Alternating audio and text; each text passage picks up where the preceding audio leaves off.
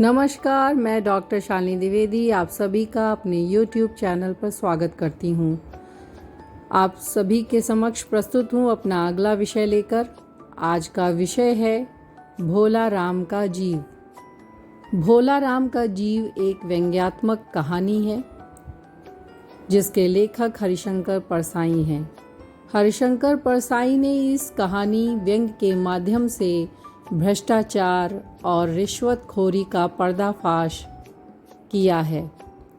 ये व्यंग्यात्मक तरीके से प्रस्तुत किया है। इस कहानी में भोला राम एक सरकारी कर्मचारी होता है जो 5 साल से अपनी पेंशन की अर्जी पास कराने के लिए दफ्तरों में चक्कर काटता फिरता है, किंतु उसका काम नहीं हो पाता। आखिर इन सब से हार कर वह मृत्यु का रास्ता अपनाता है। उसकी मृत्यु हो जाती है। लेखक ने भोला राम की मृत्यु के बाद उसका जीव यमलोक में न जाकर पेंशन की अर्जी में अटकने की बात को लेकर यह दिखाने का प्रयास किया है कि आज समाज में भ्रष्टाचार एवं रिश्वतखोरी की जड़ें कितनी गहरी होती जा रही हैं। आज भोला राम जैसे कई गरीब व्यक्ति जो रिश्वत से अनजान होते हैं या रिश्वत देने में असमर्थ होते हैं, उनका काम सरकारी दफ्तरों में कहीं न कहीं इसी प्रकार लटका रह जाता है। बड़े अफसर जो वजन रखने की बात कहते हैं, इससे यह साफ साबित होता है कि आज की समाज को रिश्वतखोरी ने पूरी तरह जकड़ लिया है। भ्रष्टाचार और रिश्वतखोरी का पर्दाफाश इस व्यंग कहानी में हरिशंकर परसाई जी ने किया है। भोला राम का जीव व्यंग के लेखक हरिशंकर परसाई हैं। ध्यान दीजिएगा, हरिशंकर परसाई हिंदी के पहले रचनाकार हैं जिन्होंने व्यंग को विधा का दर्जा दिलाया और उसे हल्के फुल्के मनोरंजन की परंपरागत परिधि से उबारकर समाज के सामायिक प्रश्नों से जोड़ा है। उनकी व्यंग रचनाएं हमारे मन में गुदगुदी ही पैदा नहीं करती, बल्कि हमें उन सामाजिक वास्तविकताओं के सामने खड़ा करती हैं जिनसे किसी भी व्यक्ति का अलग रह पाना असंभव है। सामाजिक पाखंड और रूढ़िवादी जीवन मूल्यों की खिल्ली उड़ाते हुए उन्होंने सदैव विवेक और विज्ञान सम्मत दृष्टि को सकारात्मक रूप में प्रस्तुत किया है। उनकी भाषा शैली में खास किस्म का अपनापन है जिससे पाठक लेखक के साथ एकात्मकता का अनुभव करता है। लेखक ने अपने एक परिचित रिटायर्ड कर्मचारी की दुखपूर्ण यथार्थ घटना से प्रेरित होकर इस कहानी की रचना की है। कहानी का कथानक इतना ही है कि भोला राम की जीव की तलाश स्वर्ग में हो रही है, मगर उसका जीव यमदूत को चकमा देकर अपनी पेंशन की फाइल में घुस गया। जीव की तलाश करते हुए नारद आते हैं और साहब को घूस में अपनी वीणा देकर दबी फाइल निकलवाते हैं। फाइल में चिपके भोला राम के जीव से स्वर्ग चलने के लिए कहते हैं, मगर भोला राम का जीव कहता है कि मैं तो अपनी पेंशन की दरख्वास्तों में ही चिपके रहना चाहता हूँ। कहानी सौंदर्य कथानक में न होकर उसके सहारे उभारे गए तीखे रिमार्क और चुटीले व्यंग के माध्यम से शासकीय ढांचे की लाल फीताशाही, घूसखोरी और क्रूरता को उजागर करने का प्रयत्न किया है। भारत की समाज व्यवस्था और प्रशासन तंत्र का चित्रण इस कहानी में कुशलता और मार्मिकता के साथ किया गया। उसमें मार्मिकता में सनी मानवीय संवेदना भी है और तीखे व्यंग से तिलमिला देने वाली गंभीर चोटें भी। तो अब मैं इस कहानी यानी कि इस व्यंग रचना भोला राम का जीव का पाठ वाचन करने जा रही हूँ। ऐसा कभी नहीं हुआ था।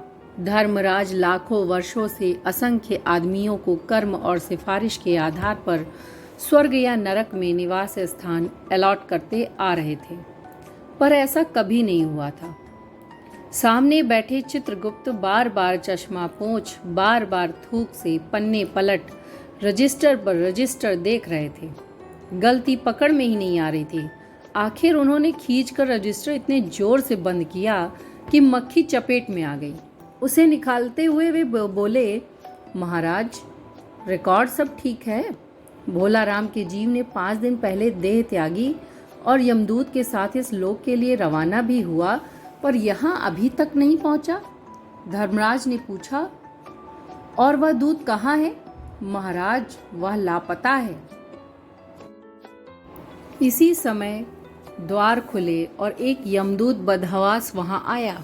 उसका मौलिक कुरूप चेहरा परिश्रम, परेशानी और भय के कारण और भी विकृत हो गया था। उसे देखते ही चित्रगुप्त चिल्ला उठे, अरे तू कहाँ रहा इतने दिन? भोला राम का जीव कहाँ है? यमदूत हाथ जोड़कर बोला, दया निधान, मैं कैसे बतलाऊं कि क्या हो गया? आज तक मैंने धोखा नहीं खाया था, पर भोला राम का जीव मुझे चकमा दे गया। 5 दिन पहले जब जीव ने भोला राम का देह त्यागा, तब मैंने उसे पकड़ा और इस लोक की यात्रा आरंभ की।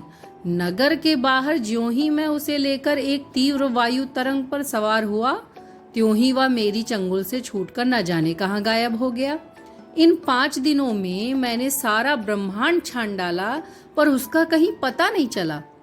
धर्मराज क्रोध से बोला, मूर्ख, जीवों को लाते लाते बूढ़ा हो गया, फिर भी एक मामूली बूढ़े आदमी के जीव ने तुझे चकमा दे दिया। दूत ने सिर झुकाकर कहा, महाराज, मेरी सावधानी में बिल्कुल कसर नहीं थी। मेरे इन अभ्यस्त हाथों से अच्छे अच्छे वकील भी नहीं छूट सके, पर इस बार तो कोई इंद्रजाल ही हो गया। चित्रगुप्त ने कहा, महाराज, आजकल पृथ्वी पर इस प्रकार का व्यापार बहुत चला है। लोग दोस्तों को कुछ चीज़ भेजते हैं और उसे रास्ते में ही रेलवे वाले उड़ा लेते हैं। होजरी के पार्सलों के मोजे रेलवे अफसर पहनते हैं।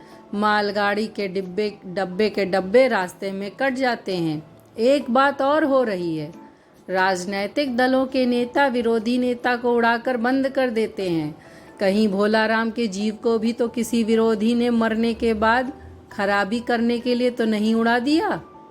धर्मराज ने व्यंग से चित्रगुप्त की ओर देखते हुए कहा, तुम्हारी भी रिटायर होने की उम्र आ गई। भला भोला राम जैसे नगण्य दीन आदमी से किसी को क्या लेना देना। इसी समय कहीं से घूमते घामते नारद मुनि यहाँ आ गए। धर्मराज को गुमसुम बैठे देख बोले, क्यों धर्मराज, कैसे चिंतित बैठे हैं? क्या नरक में निवास स्थान की समस्या अभी हल नहीं हुई? धर्मराज ने कहा, वह समस्या तो कब की हल हो गई। नरक में पिछले सालों में बड़े गुणी कारीगर आ गए हैं। कई इमारतों के ठेकेदार हैं जिन्होंने पूरे पैसे लेकर रद्दी इमारतें बनाई। बड़े बड़े इंजीनियर भी आ गए हैं जिन्होंने ठेकेदारों से मिलकर पंचवर्षीय योजनाओं का पैसा खाया। ओवरसीयर हैं जिन्होंने उन मजदूरों की हाजिरी भरकर पैसा हड़पा जो कभी काम पर गए ही नहीं। इन्होंने बहुत जल्दी नरक में कई इमारतें तान दी हैं। वह समस्या तो हल हो गई, पर एक बड़ी विकट उलझन आ गई है। भोला राम नाम के एक आदमी की 5 दिन पहले मृत्यु हुई। उसके जीव को यह दूत यहाँ ला रहा था कि जीव इसे रास्ते में चकमा देकर भाग गया। इसने सारा ब्रह्मांड छान डाला, पर वह कहीं नहीं मिला। अगर ऐसा होने लगा तो पाप पुण्य का भेद ही मिट जाएगा। नारद ने पूछा, उस पर इनकम टैक्स तो बकाया नहीं था? हो सकता है उन लोगों ने रोक लिया हो। चित्रगुप्त ने कहा, इनकम होती तो टैक्स होता, भूखमरा मरा था। नारद बोले, मामला बड़ा दिलचस्प है। अच्छा, मुझे उसका नाम पता तो बताओ, मैं पृथ्वी पर जाता हूँ। चित्रगुप्त ने रजिस्टर देखकर बताया, भोला राम नाम था उसका। जबलपुर शहर में धमापुर मोहल्ले में नाले के किनारे एक 1.5 कमरे टूटे फूटे मकान में वह परिवार समेत रहता था। उसकी एक स्त्री थी, 2 लड़के और एक लड़की। उम्र लगभग 60 साल। सरकारी नौकर था। 5 साल पहले रिटायर हो गया था।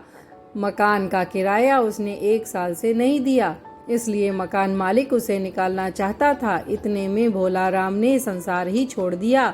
आज 5वां दिन है। बहुत संभव है कि अगर मकान मालिक वास्तविक मकान मालिक है तो उसने भोला राम के मरते ही उसके परिवार को निकाल दिया होगा। इसलिए आपको परिवार की तलाश में काफ़ी घूमना पड़ेगा। माँ बेटी के सम्मिलित क्रंदन से ही नारद भोला राम का मकान पहचान गए। द्वार पर जाकर उन्होंने आवाज़ लगाई, नारायण नारायण। लड़की ने देखकर कहा, आगे जाओ महाराज। नारद ने कहा, मुझे भिक्षा नहीं चाहिए, मुझे भोला राम के बारे में कुछ पूछताछ करनी है। अपनी माँ को जरा बाहर भेजो बेटी। भोला राम की पत्नी बाहर आई। नारद ने कहा, माता, भोला राम को क्या बीमारी थी? पत्नी बोली, क्या बताऊं, गरीबी की बीमारी थी। 5 साल हो गए पेंशन पर बैठे, पर पेंशन अभी तक नहीं मिली। हर 10-15 दिन में एक दरख्वास्त देते थे, पर वहाँ से या तो जवाब आता ही नहीं था, और आता तो यही कि तुम्हारी पेंशन के मामले में विचार हो रहा है। इन 5 सालों में सब गहने बेचकर हम लोग खा गए, फिर बर्तन बिके, अब कुछ नहीं बचा था। चिंता में घुलते घुलते और भूखे मरते मरते उन्होंने दम तोड़ दिया। नारद ने कहा, क्या करोगी माँ, उनकी इतनी ही उम्र थी। ऐसा तो मत कहो महाराज, उम्र तो बहुत ही 50-60 रुपया महीना पेंशन मिलती तो कुछ और काम कहीं करके गुजारा हो जाता, पर क्या करें, 5 साल नौकरी से बैठे हो गए और अभी तक एक कौड़ी नहीं मिली। दुख की कथा सुनने की फुर्सत नारद को थी नहीं। वे अपने मुद्दे पर आए। माँ, यह तो बताओ कि यहाँ किसी से उनका विशेष प्रेम था जिसमें उनका जी लगा हो? पत्नी बोली, लगाओ तो महाराज बाल बच्चों से ही होता है। नहीं, परिवार के बाहर भी हो सकता है, मेरा मतलब है किसी स्त्री से, नारद ने कहा। स्त्री ने गुर्रा कर नारद की ओर देखा, बोली, अब कुछ मत बको महाराज, तुम साधु हो, उचक्के नहीं हो। जिंदगी भर उन्होंने किसी दूसरी स्त्री की ओर आंख उठाकर नहीं देखा। नारद हंसकर बोले, हाँ, तुम्हारा यह सोचना ठीक ही है, यही हर अच्छी गृहस्थी का आधार है। अच्छा माता, मैं चला। स्त्री ने कहा, महाराज, आप तो साधु हैं, सिद्ध पुरुष हैं, कुछ ऐसा नहीं कर सकते कि उनकी रुकी हुई पेंशन मिल जाए, इन बच्चों का पेट कुछ दिन भर जाए। नारद को दया आ गई थी। वे कहने लगे, साधुओं की बात कौन मानता है, मेरा यहाँ कोई मठ तो है नहीं, फिर भी मैं सरकारी दफ्तर जाऊँगा और कोशिश करूँगा। वहाँ से चलकर नारद सरकारी दफ्तर पहुँचे। वहाँ पहले ही से कमरे में बैठे बाबू से उन्होंने भोला राम के केस के बारे में बातें की। उस बाबू ने उन्हें ध्यानपूर्वक देखा और बोला, भोला राम ने दरख्वास्तें तो भेजी थी, पर उन पर वजन नहीं रखा था, इसलिए कहीं उड़ गई होंगी। नारद ने कहा, भाई, ये बहुत से पेपर वेट तो रखे हैं, इन्हें क्यों नहीं रख दिया? बाबू हंसा, आप साधु हैं, आपको दुनियादारी समझ में नहीं आती, दरख्वास्तें पेपर वेट से नहीं दबती। खैर, आप उस कमरे में बैठे बाबू से मिलिए। नारद उस बाबू के पास गए। उसने तीसरे के पास भेजा, तीसरे ने चौथे के पास, चौथे ने पांचवें के पास। जब नारद 25-30 बाबुओं और अफसरों के पास घूम आए, तब एक चपरासी ने कहा, महाराज, आप क्यों इस झंझट में पड़ गए? अगर आप साल भर भी यहाँ चक्कर लगाते रहे तो भी काम नहीं होगा। आप तो सीधे बड़े साहब से मिलिए, उन्हें खुश कर दिया तो अभी काम हो जाएगा। नारद बड़े साहब के कमरे में पहुँचे। बाहर चपरासी ऊँघ रहा था, इसलिए उन्हें किसी ने नहीं छेड़ा। बिना विजिटिंग कार्ड के आया देख साहब बड़े नाराज हुए। बोले, इसे कोई मंदिर वंदिर समझ लिया है क्या? धड़धड़ाते चले आए, चिट क्यों नहीं भेजी? नारद ने कहा, कैसे भेजता, चपरासी सो रहा है। क्या काम है? साहब ने बड़े रौब से पूछा। नारद ने भोला राम का पेंशन केस बतलाया। साहब बोले, आप हैं बैरागी, दफ्तरों के रीति रिवाज नहीं जानते। असल में भोला राम ने गलती की, भाई यह भी एक मंदिर है, यहाँ भी एक दान पुण्य करना पड़ता है। आप भोला राम के आत्मीय मालूम होते हैं। भोला राम की दरख्वास्तें उड़ रही हैं, उन पर वजन रखिए। नारद ने सोचा कि फिर यहाँ वजन की समस्या खड़ी हो गई। साहब बोले, भाई सरकारी पैसे का मामला है, पेंशन का केस 20 दफ्तरों में जाता है, देर लग ही जाती है। 20 बार एक ही बात को 20 जगह लिखना पड़ता है, तब पक्की होती है। जितनी पेंशन मिलती है उतने की स्टेशनरी लग जाती है। हाँ, जल्दी भी हो सकती है, मगर। साहब रुके। नारद ने कहा, मगर क्या? साहब ने कुटिल मुस्कान के साथ कहा, मगर वजन चाहिए, आप समझे नहीं। जैसे आपकी यह सुंदर वीणा है, इसका भी वजन भोला राम की दरख्वास्त पर रखा जा सकता है। मेरी लड़की गाना बजाना सीखती है, यह मैं उसे दे दूंगा। साधु संतों की वीणा से तो और अच्छे स्वर निकलते हैं। नारद अपनी वीणा छीनते देख जरा घबराए, पर फिर संभलकर उन्होंने वीणा टेबल पर रखकर कहा, यह लीजिए, अब जरा जल्दी उसकी पेंशन ऑर्डर निकाल दीजिए। साहब ने प्रसन्नता से उन्हें कुर्सी दी। वीणा को एक कोने में रखा और घंटी बजाई। चपरासी हाजिर हुआ। साहब ने हुक्म दिया, बड़े बाबू से भोला राम के केस की फाइल लाओ। थोड़ी देर बाद चपरासी भोला राम की 100-150 दरख्वास्तों से भरी फाइल लेकर आया। उसमें पेंशन के कागजात भी थे। साहब ने फाइल पर नाम देखा और निश्चित करने के लिए पूछा, क्या नाम बताया साधु जी आपने? नारद समझे कि साहब कुछ ऊंचा सुनता है, इसलिए जोर से बोले, भोला राम। सहसा फाइल में से आवाज आई, कौन पुकार रहा है मुझे? पोस्टमैन है क्या? पेंशन का ऑर्डर आ गया? नारद चौंके पर दूसरे ही क्षण बात समझ गए। बोले, भोला राम, तुम क्या भोला राम के जीव हो? हाँ, आवाज आई। नारद ने कहा, मैं नारद हूँ, तुम्हें लेने आया हूँ, चलो, स्वर्ग में तुम्हारा इंतजार हो रहा है। आवाज आई, मुझे नहीं जाना, मैं तो पेंशन की दरख्वास्तों पर अटका हूँ, यही मेरा मन लगा है, मैं अपनी दरख्वास्तें छोड़कर नहीं जा सकता। इस प्रकार ये भोला राम का जीव व्यंग यहीं पर समाप्त होता है। यदि मेरा ये वीडियो पसंद आए तो लाइक कीजिएगा, शेयर कीजिएगा। धन्यवाद, नमस्कार।